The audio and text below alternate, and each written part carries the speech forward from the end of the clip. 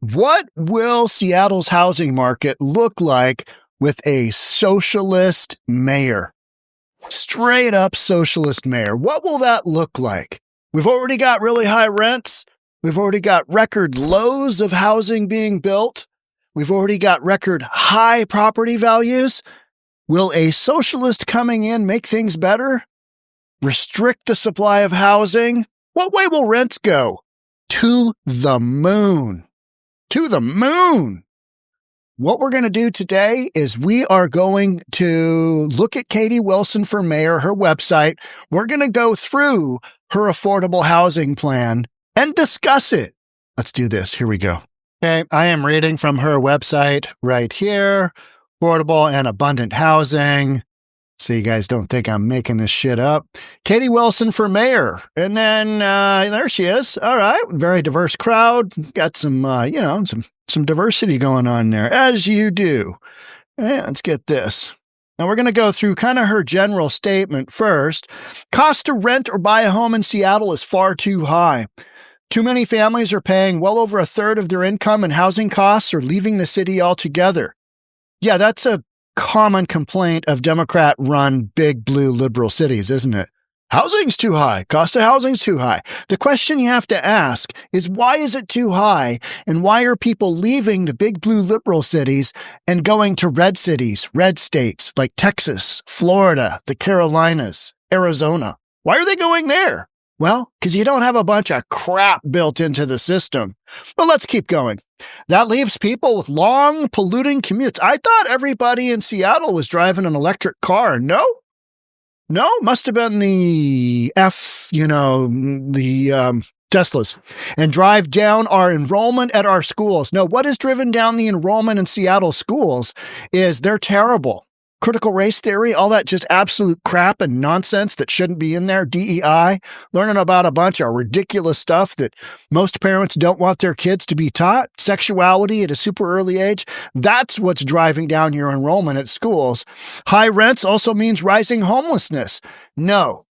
Lax drug laws, lax laws in general, a criminal system that doesn't really address criminal behavior, and supporting the homeless community. That is why homelessness is rising. Bruce Harrell himself has said that 70% of Seattle's homeless didn't come from Seattle. So, yeah, affordable housing ain't it. But I understand socialists believe that that is the cause, not all these other things staring them in the face, right? We can't continue to accept inaction from our elected leaders. That should get her elected. I have a proven record of winning major victories on affordable housing and renters' rights. Okay, but do we have affordable housing? So your victories must have done something. And renters' rights. Rent has only gone way, and that's up. So these victories must have been short-lived or non-existent. 2018, when the county proposed using public funds to upgrade the billionaire-owned Mariners Stadium, there we go. Stick it to the billionaire, right? I fought to shift millions of dollars to housing instead. Well, how'd that work out? How'd that go? How are we doing? Yeah. In 2020, I led on designing and passing Jumpstart Seattle, our city's landmark tax on wealthy corporations. And so when wealthy corporations who paid majority of the taxes and employed majority of the people, when they start to get targeted and have to pay an overburdened share of the tax bill, what do? They leave. Amazon, coming to Bellevue. We've been over that a million times. With the revenue dedicated above all to housing until last year when our current mayor, Bruce Harrell, diverted the bulk of those funds to plug a budget hole. Stick it to Bruce. I think we're really going to regret Bruce Harrell not being our mayor. I think so. Because he didn't want to anger his rich friends by raising new progressive revenue. Well, we're about to find out what happens when you do anger those rich friends and you go after the progressive revenue. And we'll just see what's happening. But what I'm going to say is get out the popcorn. Oh, it's going to be great. Podcast for days. Starting in 2021, I coordinated the Stay Housed, Stay Healthy Coalition, winning stronger protections for renters in Seattle. And have rents dropped since then? Did they go down? Do you have more rental housing being built now? Oh, you don't? You have record low permits for new construction? Okay. All right. And 7 other jurisdictions across King County, from longer notice of rent increases to caps on move-in fees and late fees. All right. So when landlords see that kind of nonsense, they see that kind of silliness, they decide to go to a community and invest there instead of Seattle, restricting your supply of housing. Right? You're restricting your supply of housing. What way do rents go? Yeah, up. While I moved to Seattle in my early 20s, my husband and I were able to find an affordable home to rent while we built a life here, even though we didn't have high-paying jobs lined up or savings in the bank. Don't go to a community you can't afford. And Katie Wilson can't afford Seattle because she gets $2,200 a month in childcare from her parents, who are professors in New York. Every couple of months, she gets paid that. She's 43 years old, can't afford Seattle, but hey, let's let her be the mayor. That should be a genius concept. Today, it would be nearly impossible for another young couple to follow in our footsteps. Why is that? Why have prices gone to the moon in big blue liberal cities, and folks are moving to communities in Republican-run cities? Why is that? Why is that? Yeah. We know the reasons. You've got all kinds of layers of absolute nonsense, exactly like we're talking about here. Rent caps, just nonsense like that makes it so the businesses that deal in rental housing don't want to deal. And guess what? You've got fewer players in the marketplace constricting the supply. To the moon, your rents go. So let's make sure that our parents, our neighbors, and our children can afford to continue calling Seattle home. Well, they need to bring some money to the table. It's a pay-for-play game. Because you can't support all these people that want to be in Seattle just because. That's a no-go. It's a hard no-go. It's and that's where the whole socialist ideology just kind of absolutely goes out the door, because it doesn't work. It's never worked. It won't work moving forward. We're a capitalist society. And yeah, you got a whole bunch of people in Seattle. You got a whole bunch of people in New York that are frustrated that they're on the bottom levels. They don't have any ability to move up. They'll never be able to buy a home. They can't afford anything. And it's because Democrats have made it such that things are so expensive, it's out of reach for the average individual. Housing costs have gone way out of, they're crazy. They're super expensive, right? Most people can't afford to buy a home. All right. You constricted that supply, and now you're sitting around going, well, we did that. And then what do we do to make it better? Well, here we go. Here's how here are her solutions to making that better. Build social housing. Oh, you mean a ghetto? You want to build a ghetto? Cost overrun ghetto. Okay. All right. As Seattle voters have resoundingly called for twice, instead of opposing and undermining it, as Bruce Harrell has done. I think Bruce Harrell has done a decent job doing what he's done. He's trying to appeal to the far left right now because he desperately wants to get reelected. But we're seeing the far left have a massive impact on Seattle and New York, and we're about to literally get out that popcorn and, hey, what could go wrong? Shenanigans for days, months. It's gonna be, for me, fantastic. For those of you in Seattle, pursue a $1 billion bond for union-built affordable housing. Oh, that's going to do it. That'll do it right there. Why didn't I think of that? Some really overpriced, affordable housing. Here's the deal. In a city like Seattle, there's no such thing as affordable housing because your land costs already have baked into them the fact that there is a very small supply of land, right? Very small supply of land. So your basic lot is, let's say $500,000 for a lot, for a 1,500 square foot lot to construct something upon. And then layer upon layer upon layer upon layer of building costs that are just mind-blowing, just construction development. And then you've got $750,000 per unit for affordable housing. Tell me how that works. Well, we need more housing. We need bold action to move more homes faster and rein in escalating housing costs so that the people who make Seattle run, janitors, grocery workers, baristas, rideshare drivers, hotel workers, security guards, social workers, can afford to live here. That's not how this game is played. How's it played in LA? People have an hour and a half long commute. That's how it's done. That's the market. This notion that, let's float $1 billion bond, create thousands of new units of workforce and social housing. Seattle should do the same. Good luck with that. Beyond accelerating our new social housing developer, the city can do more to support community land trusts like Homestead and 𝗥𝗘𝗠𝗜𝗨𝗠. Oh, again, good luck with that. How's that working? Haven't those been in place for a while? And what has happened with our rental situation? We have more units now? Do we have fewer? We have fewer, right? Has our rents gone up? They have, yeah. Creating opportunities for affordable home ownership and rental housing in communities at risk of displacement. Policies. Policies have created situations where there is displacement. Yeah. It's not greedy corporate developers. It's policy. It's policy.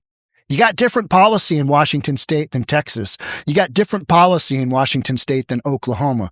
Go down, drive around Oklahoma City, and see how many developments they have going on. Ask them the cost of their dirt. Ask them the cost of their development fees. Ask them the cost of their building permit. It is a fraction of the cost of what we pay here in Washington State. Why is that? Same thing. It's a lot. Same thing. You're building a home. Same thing, right? What's the difference? What's the difference? It's policy. And that's why people are going there, right? Clamp down on bad actor landlord practices and strengthen protections for the growing majority of Seattle households who rent. All right. So if landlords are thinking that they're going to get clamped down as a bad actor and you've got landlord practices, I'm not even going to read that one. That just, all that does is further restrict the supply of housing. Thereby, boop, to the moon, rents go. Make it easier to build homes for people who rent and buy, while also protecting communities against displacement and keeping Seattle green. You can't have it both ways. You can't have it both ways. You either want to build some homes or you want to hug the trees. Not both. Oh, we could do both, Sean. Hey, you can't. We've proven that. We've proven that. How are rents doing in Seattle? Are they coming down? Are they coming down for you? Can you feel it? Oh, they're way cheaper now? Oh, no. No, they're not, are they? Yeah, that's weird, isn't it? That's strange.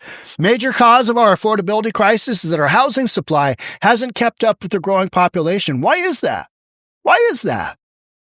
Why is that? You don't have enough builders, don't have enough developers, you don't have enough land. You got policy that makes it too expensive to build.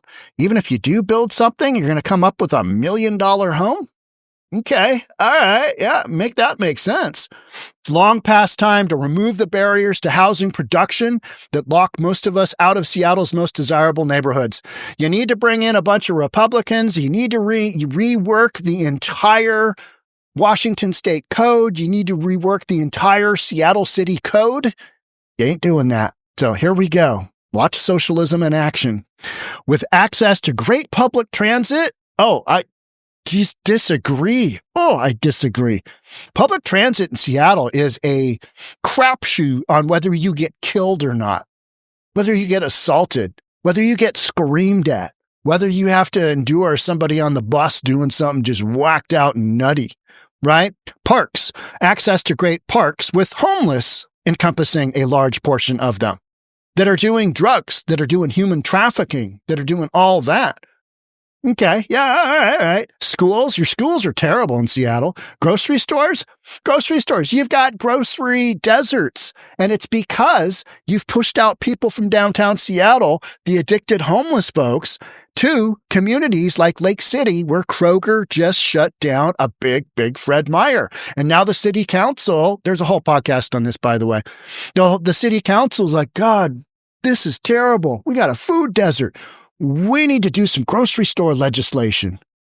Stat. Because Kroger said, hey, grocery stores are being robbed blind. We can't make a profit here. Boop, closed. So grocery stores and small businesses. Small businesses. You mean like the Italian restaurant in Eastlake in Seattle that has been robbed and broken into 25 times? You mean this one right here? That small business? 25 times? 25 times. 25 times. What are you going to do? As a socialist, what are you going to do to make that better? Nothing. You're not going to get tough on crime. You're just not. You're not going to address the judicial system we have in Washington state and go, hey, we need to come down harder on criminals. It goes the other way, right? Instead, Bruce Harrell watered down early drafts of Seattle's growth plan to preserve the status quo. I'll fight to cut the red tape. You're a socialist. You create red tape. Reforming permitting? Good luck with that. That's never happening under a socialist. Design review? Are you kidding me? There's no way. And other bureaucratic hurdles that make it so expensive and difficult to build right now. I agree with her on that. It is expensive and it's difficult to build right now. Why is that? Because of Democrat liberal policy, because of progressive policy. This happens in all the big progressive run cities. And Seattle is just another indication of that. The cities where people are moving to, not run by progressives. Weird, right? Weird, strange. I'll also work to build inclusive neighborhoods. Inclusive of who? Oh, you mean racist ones? Because, we need to target them. We need to target them. Or we need them in our neighborhood to be inclusive. And incentivize housing types that support aging in place. People with disabilities, young families, especially near public transit. So you're getting near, this whole communist thing is just never going to work. Never going to work in Seattle. But, let's F it up and see what happens. Get out that popcorn. It should be great. At the same time, I will work with communities at risk of displacement on policies and programs to ensure that our legacy communities and immigrant communities stay anchored and stable. You mean like the International District in Seattle with the open-air drug market? You mean Little Saigon? You mean Chinatown? Where one of the biggest property owners is suing the city of Seattle for $30 million because it's an open-air drug market? You mean like that? Okay. All right. What are you going to do about that? What are you going to do? I mean, I'm asking for a friend, right? Some neighborhoods, including the historically black Central District, it's no longer black. That's days gone by. And the racially and ethnically diverse neighborhoods of South Seattle. Yeah, where the homeless have been pushed. Okay, yeah. Have already absorbed a significant amount of development in ways that have often proved harmful. To whom? How? Gentrification is a thing. It happens. It's just part of the system. It's the way things go when towns like Seattle, cities like Seattle bring in big business and now you got big money. The workers of the world unite. They get pushed out and that's what's happened. And there's not much you can do to change that. But I know the constituents in Seattle, especially the young ones, they're going to say, hey, get some free housing. Hey, free grocery stores. Hey, free childcare. You betcha. Sign her up. And then they realize, we got to pay for that with our taxes? Good Lord. That's not good. This is getting more expensive. I don't understand. Our rent has gone up. I don't get it. She said. Too often in debates about development, housing density, and trees get pitted against each other. We can have both. Summit Properties Northwest, one of my companies, has been involved in that nonsense. We want more housing while they're hugging the tree, right? We can have both, and we need both, especially as climate change brings more extreme heat. Really? Really? Really? You're going to throw that in there? Okay, whatever. We can protect more trees through the use of shared walls, stacked flats. Oh, you mean the ghetto? You're describing the ghetto. Setback reform. Let's take it from a 5-foot side yard setback to a 5-inch setback. So we'll just have everybody right on top of each other. Hey, your wife's looking good. Watching her through the shower.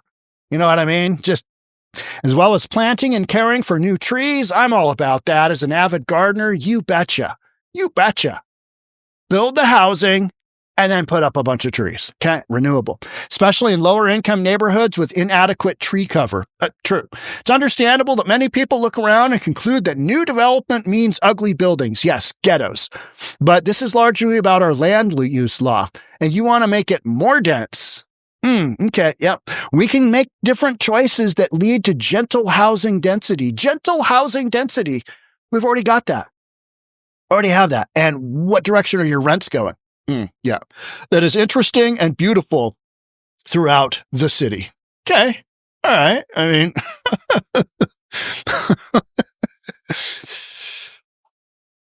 you know what? I say vote for Katie Wilson, because as far as podcast content goes, it's going to be epic. God, it's going to be epic. I will miss Bruce Harrell. I don't think he has a chance in Seattle to come back from his deficit, unfortunately. I think the writing is on the wall that we're going to have, this is the Mamdani effect, and we're going to have socialists in office, and particularly socialists that are not qualified at literally anything. They don't have a skill set that, and I'm not saying I'm qualified to run a city the size of Seattle with a budget in the billions. I don't have the civic. I just come in there and make a bunch of rash decisions and just, probably screw it all up, just like Katie Wilson's going to do, but from different angles, right? Because I don't have the full, but these people don't have anything as far as civic-minded ideas that are going to get the city where it goes. Bruce Harrell, lot of experience. That guy's been in Seattle forever. He's got the background, and he has kind of done what he can do, and he is being absolutely lambasted for it. And why not vote in a socialist who can't afford to live in the city? Why not vote her in? We'll just see what happens. Should be great. Again, get out that popcorn. It's going to be good. Thanks so much for being here. Love to have you subscribe, do all that good stuff. I'll see you on the next one. Bye for now.